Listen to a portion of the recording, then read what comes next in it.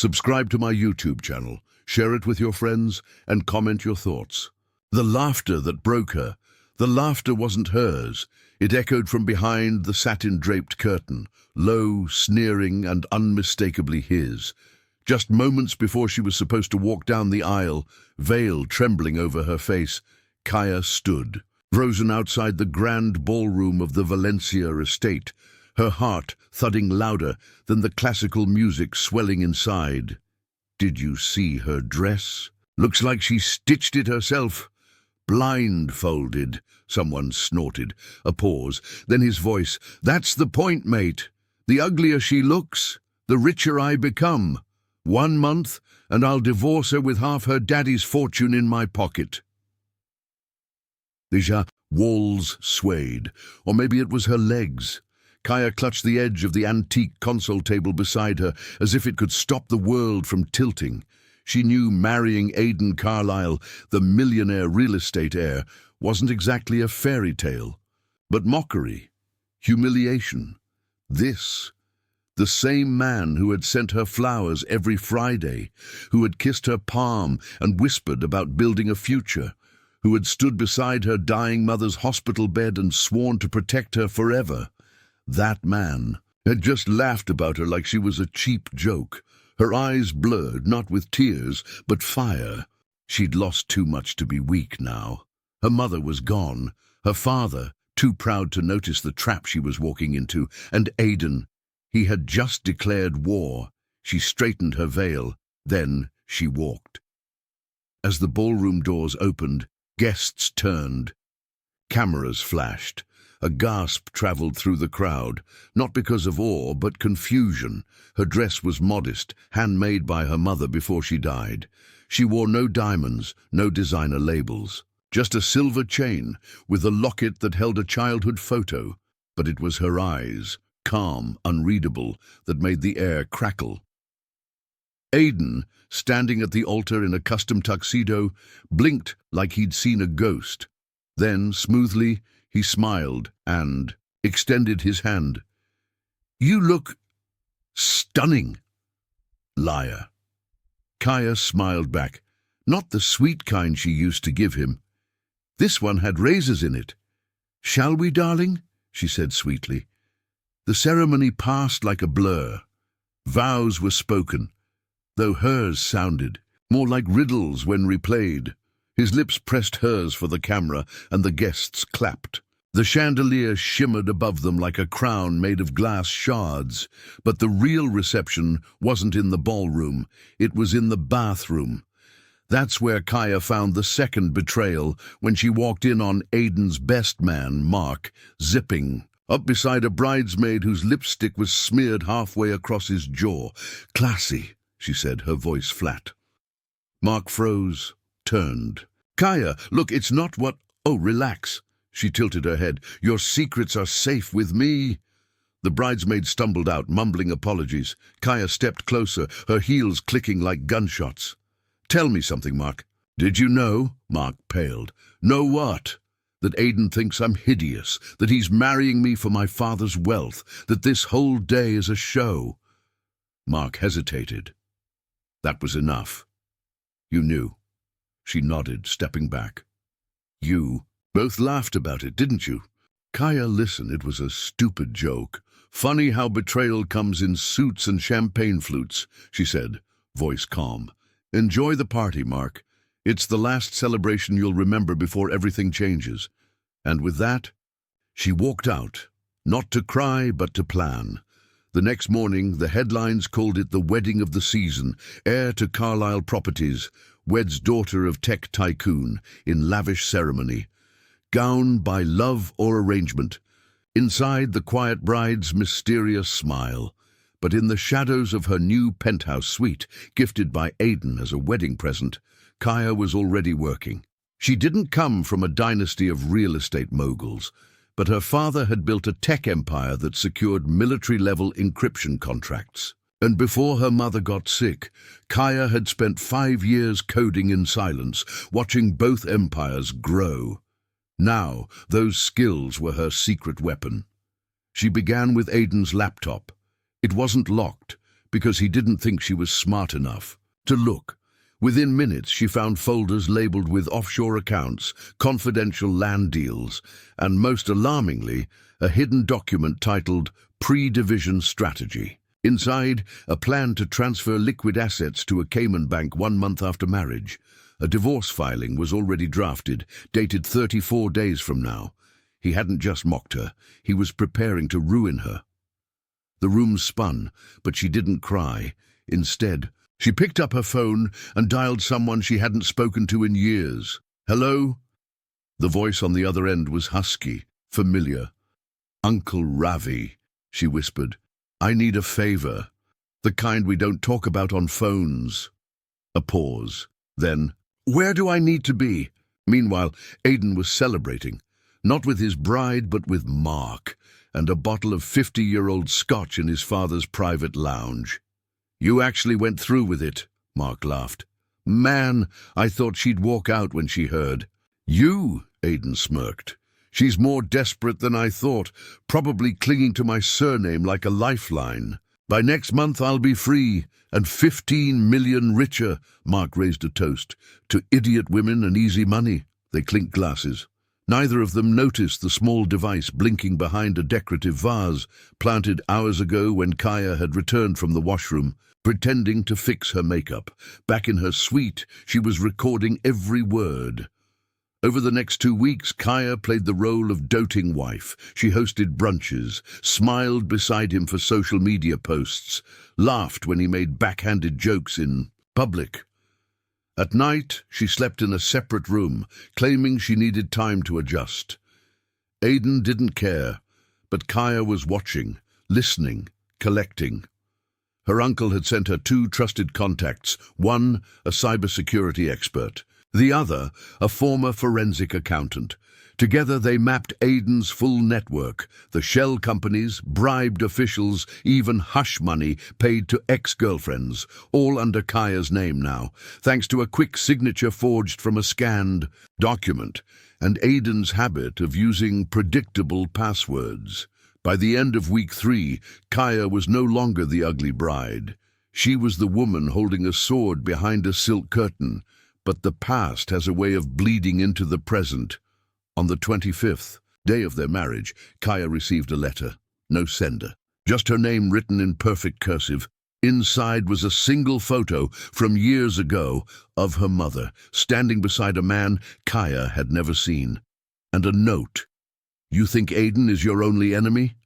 Her hands trembled, not with fear, with realization. Someone else was watching, someone who knew more about her mother than she did, and maybe, just maybe, someone who wanted her dead. The stranger, in her mother's smile, the photo wouldn't stop shaking in her hands. Kaya sat alone at the edge of the penthouse balcony, the skyline of the city sprawling behind her like a million silent witnesses. The morning sun reflected off, the glass buildings, but inside her it felt like twilight. She stared at the black and white photograph again. Her mother, young, beautiful, vibrant, stood beside a man she didn't recognize. Not her father, not a colleague, not even someone she could vaguely place, but the closeness between them was unmistakable. They weren't standing like strangers. They weren't smiling like acquaintances. The man's hand rested on her mother's waist, and then there was the note beneath it. "You think Aidan is your only enemy?" Kaya's stomach churned. She had spent the last few weeks building a revenge plan with the precision of a surgeon, targeting Aidan, collecting evidence, moving pieces like a quiet queen in a brutal game of chess. But this felt personal in a way she couldn't control. It wasn't just about the marriage anymore. Now it was about the past, and maybe the truth about her own blood. She scanned the envelope again. No fingerprints, no return address. But the paper had a faint scent, familiar almost, medicinal. Her eyes narrowed. Her mother used to carry that scent too, after chemo, that sharp, sterile blend of alcohol swabs and antiseptic creams. Kaya stood up, grabbed her coat, and headed for the one place she hadn't dared return since the funeral. Her childhood home, The house sat still in the suburbs, blanketed by the kind of silence that doesn't feel peaceful, but abandoned. Dust coated the gate latch. The garden had surrendered to weeds. Her father had moved into his corporate apartment downtown a month after the funeral, leaving the place untouched. Inside, the air was thick with memories. The living room smelled like old paper and rose incense. The family portraits were still on the wall, her mother's warm eyes staring from every frame. Kaya moved quickly, not allowing herself to dwell. She went straight to the master bedroom. There, tucked behind an old jewelry box, was a locked drawer she hadn't opened in years. She pulled at it once, twice, nothing. Then she remembered the trick. Her mother used to hum a song while opening it. Kaya whispered the lyrics aloud. "Smile though your heart is aching." A soft click. Inside, wrapped in silk, was a leather-bound journal, her mother's. She flipped through the pages. Most were mundane. Appointments, thoughts about Kaya's studies, gentle musings about life. But halfway through she found something that didn't belong, a torn page, just a name written over and over again, Rehan, sometimes in all caps, sometimes circled. Once there was a sentence beneath it, "He shouldn't know about Kaya." Kaya's heart thundered in her chest. The man in the photo, her mother's hidden life, and now the implication that Rehan might be her real father. She slammed the journal shut. Who was Rehan, and who had sent her the photo now, after all these years? That night, she couldn't sleep, not even with Aiden gone on his business trip, which she knew was code for sleeping with some influencer in Barcelona. She lay in the dark, the city lights flickering outside her window, when her phone buzzed. No caller ID, just a video. She hesitated, then pressed play. The screen lit up with grainy footage, a shadowy room, two figures talking in hushed voices. Zoom in. One of them was Aiden, the other, her father. Kaya sat up so fast she nearly dropped the phone. "She won't know, David," Aiden was saying. "It's a clean transfer. Her mother's will left a loophole. Once she signs over her share in the tech company, boom, you and I split the patents. She gets a divorce and thinks she won." Her father rubbed his temples. "I promised her mother I wouldn't let anything happen to her." Aiden laughed. "And you're keeping that promise. She's just losing a few zeros. She'll land on her feet." Then the screen went black. Kaya sat frozen. Her heart cracked, not from shock, but confirmation. Her husband was stealing from her. And her father was helping him. The next morning she confronted him. Her father, David Miles, stood in his tailored suit in the mirror of his luxury condo, adjusting his tie. When he turned and saw her standing in the doorway, the color drained from his face. "Kaya, you should have called. I thought I'd surprise you," she said, voice cold. He offered a tight smile. "Coffee?" She walked in without answering. "I saw a video." He stopped. "You and Aiden," she continued, "plotting to strip my shares from the company Mom helped build. Her name is still on every patent," David sighed. "It's complicated." "No," Kaya said, "it's betrayal." "You don't understand, Kaya. The company was losing traction. We needed investors. Aiden promised to help. It was just a strategic transfer." She laughed. A dry, brittle sound. "So your daughter's worth less than your spreadsheets?" "Kaya, please," he said, softer now. "I didn't want you to get hurt." "You already hurt me." She turned to leave. "But you'll regret teaching me how easy it is to betray someone." The next 3 days moved like a storm. Kaya activated the trap she'd been setting. The video of Aiden and Mark laughing at the wedding, sent anonymously to news outlets. The offshore accounts, transferred to a legal firm registered under her name.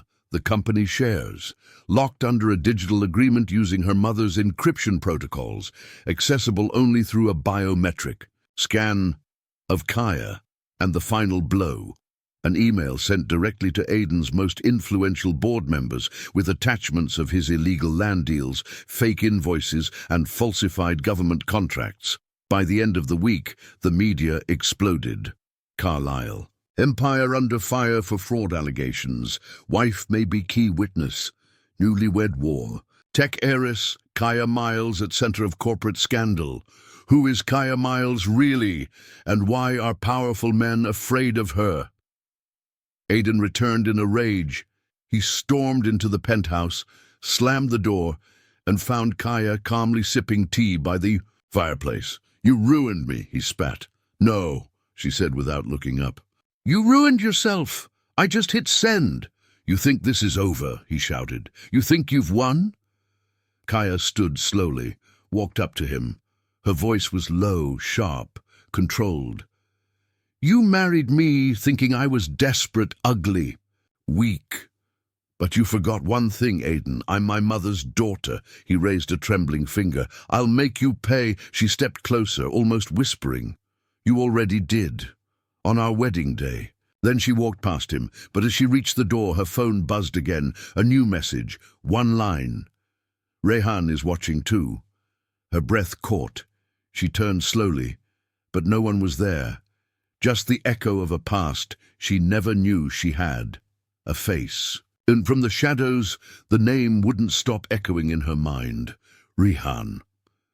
It clung to Kaya's thoughts like smoke, ungraspable, yet choking every part of her clarity.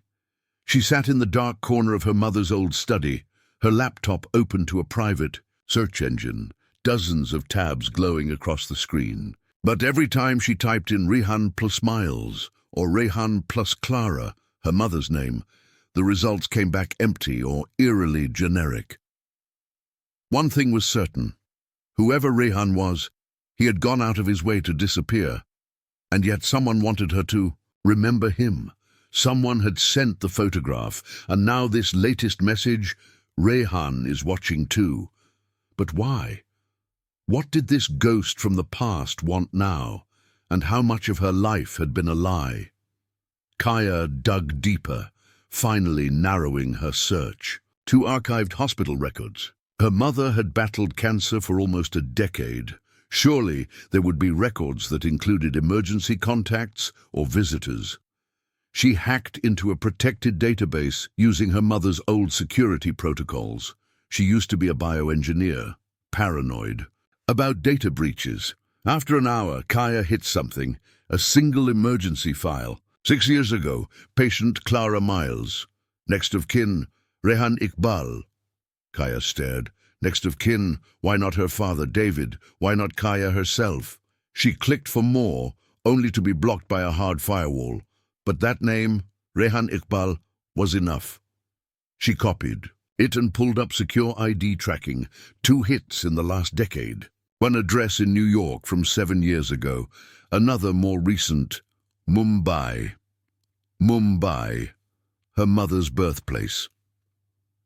Without another second of hesitation, Kaya booked a flight. The plane touched down 14 hours later.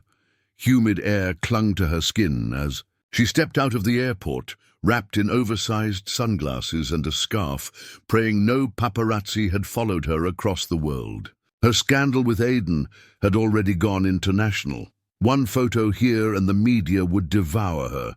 But this wasn't a business trip. This was a rescue mission for herself. She followed the Mumbai address to a quiet suburb lined with banyan, trees and weathered apartment buildings. It was early evening, and the golden sky melted into dusk as she stood before a rusted gate. She buzzed the intercom. Nothing. Buzzed again. Still nothing. But just as she turned to leave, she heard the sound of footsteps, slow, cautious. The door creaked open. An older man stood in the doorway, late 50s, maybe early 60s, deep lines carved into his face. But his eyes were unmistakably familiar. They looked exactly like hers. "Rehan?" she asked, voice barely. A whisper. The man flinched. He didn't answer right away. He studied her. "Who are you?" he asked in a heavy voice. She took off her glasses. "I think I'm your daughter." They sat in silence for a long time. The tea between them had long gone cold. Kaya's fingers trembled around the cup. Rehan just stared at the floor. I didn't. No, she finally said. Not until last week. A photo, a note, a journal entry. Why didn't anyone tell me? Rehan looked at her with eyes full of regret. Because I was never supposed to exist. Kaya blinked. What? He sighed. Your mother and I, we were together before she met David. Long before. We were engaged, actually.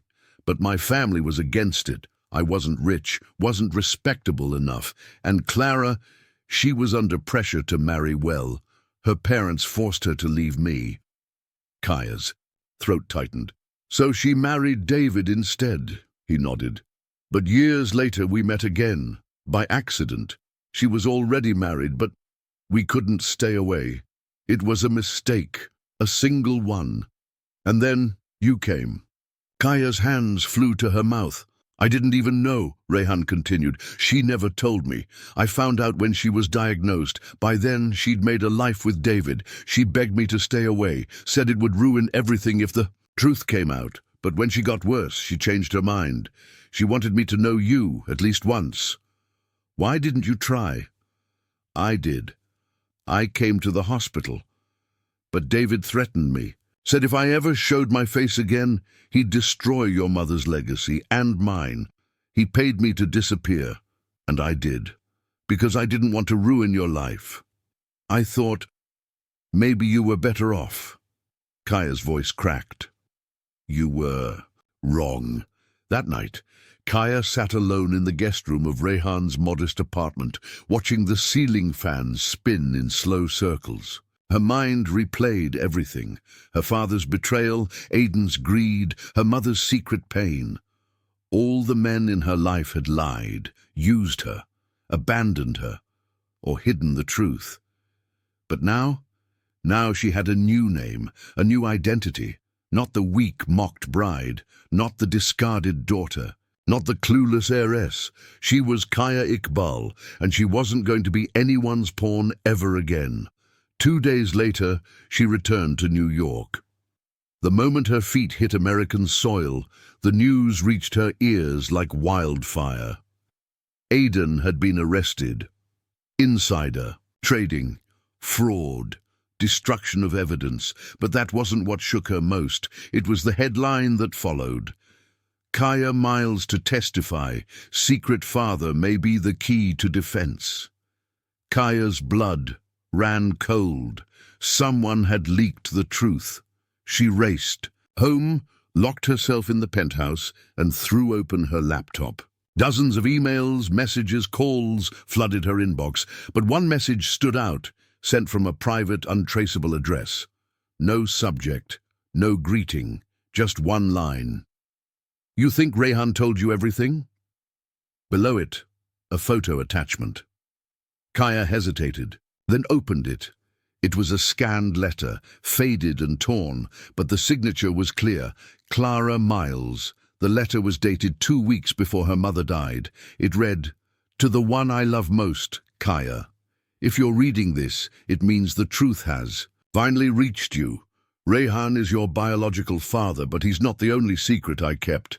I only pray you forgive me one day, because if you ever find the box beneath the violin case, you'll understand why I lied." Kaya gasped. The violin case. Her mother's antique instrument, kept sealed for decades. She bolted to the storage room, flung open the old chest, and pulled it out. Underneath the velvet lining, her fingers brushed something hard, a small wooden box. She opened it slowly. Inside was a USB stick and a note. They killed her. And I know who. The box beneath the violin. Kaya stared at the USB drive like it was a ticking bomb. Her mother's handwriting, delicate and precise, still trembled in her hands. They killed her, and I know who. Her heart thundered so loud, she thought it might crack her ribs. Killed. Her mother had died of cancer. Everyone knew that. There were medical reports, hospice visits, a funeral. Kaya had held her hand through the worst of it, had watched her fade slowly, painfully, day by day. But if this note was real, what if her death wasn't just illness? What if it was orchestrated? Kaya grabbed her laptop and slammed the USB into the port. The drive blinked to life, and a single folder appeared. For Kaya, do not trust anyone. Her palms were slick with sweat as she clicked it open. Inside, there were 3 files, a video named confession.mp4, a document called Timeline of Threats docx, a folder titled David Insurance. Kaya opened the video first. The screen lit up with a shaky, dimly lit clip. Her mother sat in a hospital gown, pale and tired, but her eyes fiercely alive. Her voice cracked as she spoke. "If you're watching this, Kaya, then I'm gone, and I know how strange this must sound. But please listen. Your father didn't protect me. He silenced me." Kaya's breath caught. Months before my diagnosis. Turned terminal, I discovered that David was embezzling from the research fund he set up under my name. Millions. When I confronted him, he laughed, said no one would believe me, that if I made noise, he'd tell the world I was hallucinating from the medication. Tears pooled in Kaya's eyes. I tried to go public. I reached out to a reporter anonymously. The next day I was hit by a car. They called it an accident, but I knew. It wasn't the cancer that was going to kill me. It was him, or someone he sent. Rehan tried to help, but he was threatened too. I didn't want him to vanish. I made him leave. To protect you. If you ever want the truth, go to the reporter. Her name is Melody Ashford. She works for the Tribune. She never printed my story, but she kept the files. I know she did. The video cut off mid-sentence, just static. Kaya sat frozen. She couldn't breathe, couldn't move. She pulled up the second file, the timeline. It was chilling. There were dates of missed checkups, falsified lab results, hospital staff changed without explanation, even a nurse suddenly transferred just days before Clara's final collapse. The last entry was the most horrifying. March 9th. I woke up to find the IV line disconnected. I couldn't move. I think someone tried to inject something. When I screamed, no one came for 10 minutes. Rehan got me help. But I know now, I'm not dying naturally. Kaya gripped her face and let out a silent scream. Her fingers trembled as she opened the final folder. Dozens of scanned receipts, emails, flight tickets, secret withdrawals. The evidence was damning. David had built an empire of lies, and somewhere in the center of it all was Kaya, used, manipulated, protected just enough to keep her blind. She knew what she had to do. The next morning, Kaya arrived at the offices of the Tribune, wearing a plain hoodie, a hat and sunglasses. She asked for Melody Ashford. The receptionist hesitated, then picked up the phone. "She's not taking visitors. Tell her I have a message from Clara Miles." That changed everything. Moments later, a tall woman with red curls and tired eyes appeared from the back office. She looked like she hadn't slept in days. When she saw Kaya, her expression froze. "In my office? Now?" Melody closed the blinds as soon as Kaya stepped inside. "I never thought I'd see you," she said quietly. "Your mother warned me. You might come." I kept the files, just in case. She pulled a dusty folder from a locked cabinet. Inside were dozens of pages, typed notes, photos, confidential records. I tried to publish the story 6 years ago, but the Tribune's legal team shut it down. Said we couldn't go up against David Miles. Threats were made. My apartment was broken into. I got scared. Kaya flipped through the papers. Names, dates, details. It was all there. "Will you publish it now?" she asked. Melody paused. "If I do, your family could be destroyed, and they'll come after you too." Kaya looked her dead in the eye. They already did. 2 nights later, Kaya held a private meeting in a rented hotel suite with only 2 people. Rehan and an old friend from her boarding school days, Julian Lorne, now a high-level cybersecurity consultant. "You want me to help bring down your billionaire stepfather?" Julian said, smirking. "I want you to expose a cover-up, track every offshore account he has, and ensure that when we strike, He can't bury it this time. Julian leaned back, thoughtful. You realize this is suicide, right? I already died once, Kaya said softly. On my wedding day, the woman I was, she's gone. This new one, she has nothing left to lose. Rehan looked at her, his voice heavy with emotion. You don't have to do this alone. Kaya shook her head. I never should have been alone in the first place, but I'm not anymore. For the next week, Kaya disappeared from the public eye. Rumors swirled. Some said she had gone to rehab. Others whispered she had been institutionalized. Aidan's trial was scheduled for the following month, and the tabloids were more interested in his courtroom drama than Kaya's whereabouts, which was exactly what she wanted. Behind the scenes, she worked with Melody, Julian, and Rehan, piecing together a case not just against her stepfather, but the network of doctors, lawyers, and executives he'd paid off over the years. Every night, she stared at a photo of her mother. Just a little longer, she whispered. Then the world will know. But just as everything was falling into place, it happened, a break-in. Julian's encrypted server was breached, files deleted, physical backups destroyed. Kaya's phone buzzed with a video link. She opened it, and her blood turned to ice. It was footage of her mother in her final week, but altered, audio-edited. The video was made to look like she was suffering from hallucinations, talking to shadows, slurring her speech. A voiceover had been added. Clara Miles suffered from late-stage neurological complications, likely affecting her memory and perception. Her claims cannot be validated. It had been leaked to every major outlet. Within hours, media headlines changed tone. Was Clara Miles losing her mind before death? Daughter Kaya launches crusade based on delusions. Kaya screamed into her pillow until her voice gave out.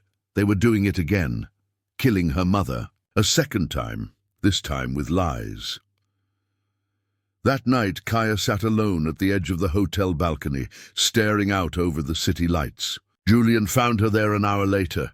They're scared, he said gently. They're winning, she replied, her voice hollow. No, they're scrambling. If they had nothing to hide, they wouldn't fight this hard. You've shaken them. Now we just have to hit where it hurts most. Kaya turned to him. Where's that? Julian smiled grimly. Money. The next morning, they launched the final phase. Using David's own shell companies, Kaya authorized a massive donation under her name to a Cancer Truth Initiative. Attached to the donation was a public letter. In it, Kaya revealed that her mother had spent her last months fighting more than cancer. She named names, politely but unmistakably. She offered evidence. She laid out the emotional truth of what she'd discovered, and she made one final promise. This isn't just about justice for my mother. It's about every patient silenced by wealth, every daughter robbed of a truth she deserved. You can twist the narrative, you can edit the footage, but you cannot delete what she left in me. I'm my mother's daughter, and I'm not afraid of you. The internet exploded. Support flooded in. Victims of similar cover-ups shared their stories. A hashtag trended globally. Justice for Clara, but just as the tide turned. Kaya received one last message, an anonymous voicemail, a voice she didn't recognize. You should have stayed quiet. Now, you're next. The poison in her blood. The voicemail echoed in Kaya's mind long after the call ended. You should have stayed quiet. Now, you're next. She sat frozen in her hotel room, her breath shallow, pulse pounding behind her eyes. The walls felt like they were closing in. The floorboards creaked, but it could have been her imagination. Or worse. Not Rehan came rushing in seconds later. He'd seen her missed call. What happened? He asked, scanning her face. You're pale. Kaya played him the voicemail. As he listened, his jaw tensed and his shoulders squared. Did you recognize the voice? He asked. No, it wasn't David. And it wasn't Aidan. Then it's someone deeper in the shadows, Rehan muttered. Kaya's phone buzzed again, an anonymous message this time. Your mother didn't die of cancer. Want proof? Look inside her ashes. The next morning, Kaya stood at the gates of the Miles family cemetery, clutching a sealed legal document authorizing a forensic re-examination of Clara Miles' ashes. It had taken a lot of strings to pull. Julian called in every favor he had, including one judge who'd lost a sister in a similar scandal years ago. She'd been granted one private hour, no press, no security. Just her and a forensic pathologist, Dr. Leone, standing beside a marble tomb in the fog-draped graveyard. Kaya's hands trembled as the cremation box was opened under sterile protocol. She watched as Dr. Leone took a small sample, with surgical precision. Minutes passed in silence. Then he looked up from his field kit, frowning. This doesn't look like typical cremation remains. Do you see this discoloration? Kaya peered inside. A faint greenish hue swirled in the ash, almost imperceptible. What does that mean? She asked, heart hammering. I'll need to test it in the lab, but based on my initial observation, it's consistent with compounds found in organophosphate poisoning. Poison? Kaya gasped. He nodded grimly. Not cancer. This, if confirmed, was murder. Back in the hotel suite, Rehan paced while Julian tapped furiously on his keyboard. We're running out of time, Julian said. The tabloids are digging. One wrong slip and they'll discredit everything. I don't care about my name anymore, Kaya said. I just want the truth. Julian suddenly froze. Well, you're about to get more of it. He spun his laptop toward Kaya. I was tracing the origin of that anonymous voicemail. It was routed through multiple proxies, but one bounced through a private server registered under, get this, Harriet Wexler. Kaya blinked. Wait, Aunt Harriet? Rehan looked just as stunned. Your mother's sister, the one who vanished from family functions after the will was read? Julian nodded. She's been living under the radar in a countryside estate, registered to a shell company tied to Miles Pharmaceuticals. Kaya's stomach twisted. Are you saying my own aunt might be involved? Julian shrugged. I'm saying she has something to hide. The next day, Kaya and Rehan drove 3 hours north to a forgotten estate surrounded by pine trees and locked iron gates. The air was damp, the land silent. It didn't feel like a home. It felt like a bunker. Kaya rang the bell. No answer. She rang again, harder. Then the door creaked open. A thin, grey-haired woman stood in the shadows, her robe buttoned up to her throat, eyes hollow and sharp. Kaya, Harriet said, her voice flat. You shouldn't have come. I got a message. Traced back to your server, Kaya said coldly.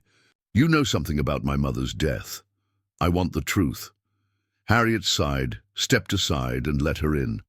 The living room was draped in dust and silence. Old family portraits hung crooked on the walls. A faint smell of mothballs and bleach lingered. Harriet poured tea but didn't offer any. She looked thinner than Kaya remembered, almost translucent. I never meant for Clara to die, Harriet said finally, but I was part of the machine that helped cover it up. Kaya's chest tightened. Why? She asked. Harriet stared into her cup.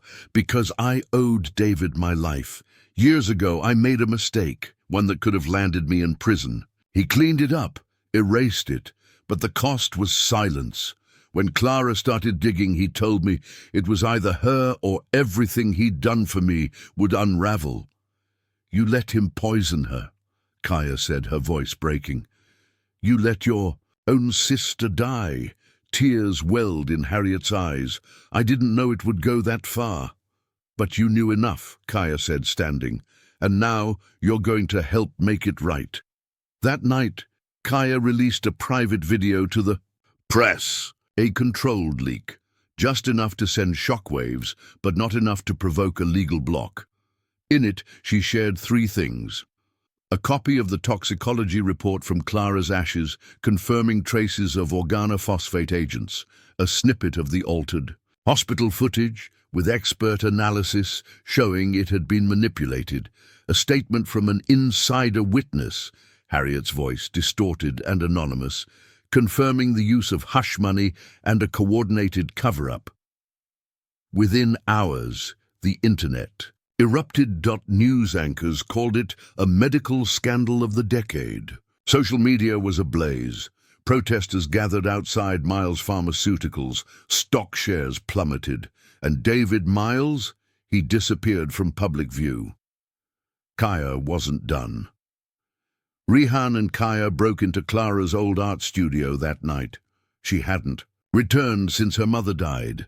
Everything was preserved like a museum. Unfinished canvases, jars of paint, a dusty violin in its case. On the wall hung a large abstract painting titled Unheard. But something felt off. Rehan tilted the frame and noticed the screws behind it weren't original. With effort, he pulled the canvas forward. Behind it was a hollow space in the wall. A box sat inside. Inside the box was a memory card. They rushed to Julian's lab and opened the file. A hidden recording from Clara's personal violin lessons with, "David, don't worry, my love," his voice purred in the audio. "Even if they find out, they'll never believe a dying woman's word." Clara's voice responded faintly, "They'll believe my daughter." "Kaya," he laughed, "she's just a girl, easily bought, easily distracted." Clara's tone grew harder. "You don't know her like I do." Then a loud slap. The audio cut. Kaya gripped the table, shaking. This was it. This was the final piece. But just as they prepared to send the file to Melody for publication, Julian's phone pinged. He frowned, then froze. "You're not going to like this," he said. He turned the screen around. It was a news bulletin. Breaking: Aiden Miles. Escapes house arrest. Location unknown. Underneath, a grainy CCTV photo showed Aiden outside a private airport just 2 hours ago. "Why would he run now?" Kaya whispered. Rehan stared at the screen. "Because someone warned him the walls were closing in." Kaya's phone buzzed again. Another anonymous message, this time with a single photo. It was a picture of Kaya sleeping in her hotel room, taken the night before, and a single line beneath it. "You're not safe. Not anymore." The final turn. Kaya stared at the photo on her phone, the image of herself asleep in her hotel bed, taken just hours earlier. Her blood ran cold. Whoever had sent the message hadn't just watched her. They had been in her room. Rehan read the message over her shoulder, then looked around the suite like it had turned toxic. "We're not staying here another second," he said. Julian was already packing his laptop. "There's a safe house I know, burner Wi-Fi, zero digital footprint. One night there, then we disappear until we release everything." But Kaya shook her head. "No, no more hiding, no more running. It ends now." She wasn't just trying to avenge her mother anymore. She was fighting for her own life. They went underground for 36 hours. The safe house was an abandoned farmhouse Rehan had once used during an undercover military op. Kaya barely slept, just read through her mother's journals, the files Julian pulled from the server, and listened to that audio of David over and over. She's just a girl, easily bought, easily distracted. Every time she heard it, something deeper ignited inside her. She had let the world paint her as weak, spoiled, shallow, an unwanted bride. But this was the real Kaya Miles. And she wasn't running anymore. That night, Julian found a breakthrough. "We found where Aiden went," he said. "He's holed up at the Miles family villa in Santorini, private airstrip, heavy guards. But there's a gala happening in 2 days. David will be there. That's our chance." Kaya raised an eyebrow. "What kind of gala?" Julian grinned. "A fundraiser for the Miles Foundation's cancer research program." The irony stung, but it gave her an idea. If he's throwing a party to celebrate his charity, then I'm going to crash it with the truth. 2 nights later, under the black Aegean sky, Kaya stepped out of a sleek car and into the lion's den. She wore a simple black dress, No diamonds, no makeup, just presence. Her hair tied in a tight braid, eyes sharp as steel. Guests murmured as she entered. Some gasped. Others whispered behind their glasses. They'd all read the headlines. Kaya Miles, the scandal bride, the girl who vanished after. Her wedding day was suddenly here, but she didn't flinch. She made her way to the stage, and just as David was raising his champagne glass to toast the evening, Kaya stepped into the spotlight and took the mic. "Before you applaud a man who claims to be fighting cancer," Kaya said, voice calm but cutting, "let me tell you how he caused it, or rather how he faked it." David's smile froze. Around the room phones came out, live recordings, the air shifted. "I'm Kaya Miles," she continued, "daughter of Clara Miles. Some of you remember her. A quiet artist, a woman who died quietly of cancer. Or so we were told." She held up a flash drive. "But she didn't die of cancer. She was murdered, poisoned with organophosphates, chemicals connected to a Miles Pharmaceuticals lab in Argentina. The same lab David quietly shut down after an investigation." Gasps rippled through the crowd. David stepped forward, hand raised. "Kaya, that's enough." She turned on him. "And that's not all. When I tried to speak out, someone sent me this." She showed the crowd the photo of her asleep. "They threatened me. They broke into my room. They tried to silence me like they silenced my mother." David's face went pale. Julian, from the back, activated a live stream. Dozens of phones began getting notifications. The video of Clara's final recording started playing. "They'll believe my daughter." The room erupted. David lunged for Kaya, but Rehan was faster. In one swift move, he stepped between them and pushed David back with calm force. Security surged forward. But this time, not for Kaya. The fallout was immediate. That night, an international warrant was issued for David Miles's arrest. Aidan, caught trying to flee by sea, was taken into custody in a quiet dawn raid. Harriet, despite being granted immunity for testifying, voluntarily donated all her inheritance to a cancer victims fund. The Miles empire collapsed like a house of cards. And Kaya? She walked out of that gala into the dawn light of Santorini with a heart that was finally still. 3 weeks later, Kaya returned to her mother's old art studio. This time, not to investigate, but to remember. She reopened the violin case, tuned it, and played, not for revenge, not for noise, just music. Rehan walked in quietly, holding 2 coffees. He listened for a while, then said, "You sound like her."